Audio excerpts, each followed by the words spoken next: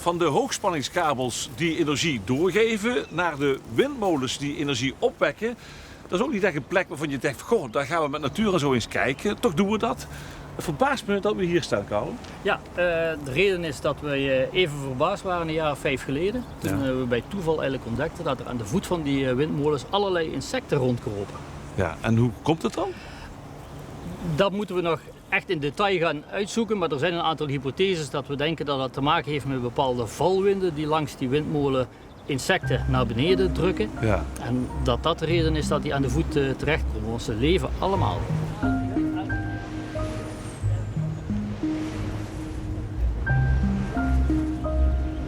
Jullie hebben dat ontdekt en toen?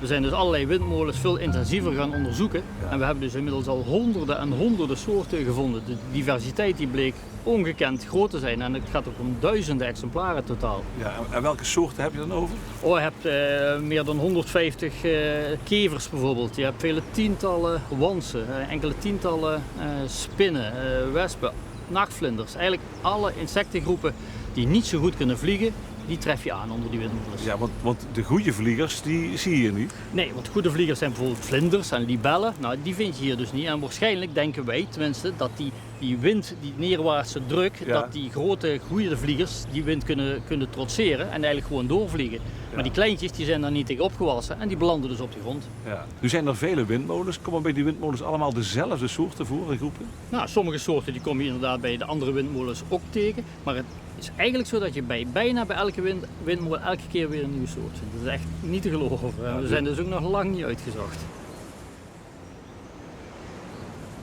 Dus je zoekt vooral hier aan de voet? Ja, aan de voet tegen de windmolen, daar zoeken we. En dan zoeken we eigenlijk naar alles wat er zit uiteraard. Ja. Maar grofweg zouden we die eigenlijk kunnen indelen in 3 groepen.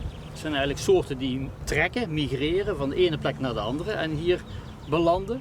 Er zijn soorten die echt aan een lokaal biotoopje gebonden zijn, zoals bijvoorbeeld het eikenbosje wat we hiernaast hebben. Ja. Vinden we bij deze windmolen dus relatief veel. Ja, dat is logisch, maar een kleine oversteek, zeg maar. Ja, precies. Ja. Soorten die gebonden zijn aan die eiken. Ja.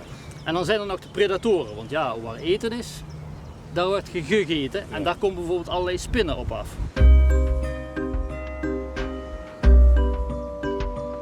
Hey, hier. Hier zit dus een grijze ribbelboktor. Ja. Dat is een vrij algemene boktorsoort en die vinden we dus ook heel veel onder die windmolens. Ja. Nou kijk, hier hebben we nog één. Welke? Dat is ook een mooie, dat is een hele mooie. Dat is de grote dennensnuitkever. Hele bonte. Ja. Die zit hier net aan de achterkant. Kijk, zo een beetje deze kant op. En jij bent ecoloog en onderzoeker. Wat zegt dit voor jullie nu? Nou, het interessante voor ons is dat we dus allerlei soorten aantreffen die heel erg moeilijk in het veld zijn te zien.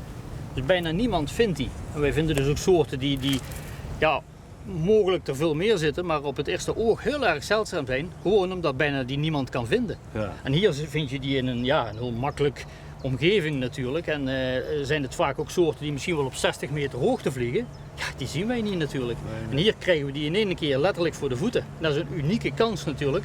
Om te kijken naar het soort diversiteit die er in zo'n gebied zit.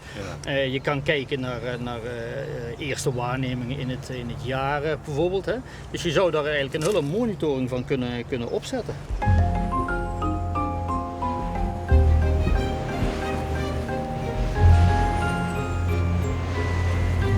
Wij doen dit samen met Zuidenwind. Zuidenwind is de exploitant van de windmolen en die vinden dat razend interessant, ook dat van die insecten. Maar waar ze ook heel erg in geïnteresseerd zijn, is het inrichten van het biotoopje rondom de windmolen. Ja. En daarin werken wij samen om dat proberen zo optimaal mogelijk in te richten voor bijvoorbeeld insecten en vlinders en dergelijke. En als je dat bij alle windmolens op een rijtje doet, krijg je dus eigenlijk een soort van ecologische stapsteentjes in het agrarisch gebied.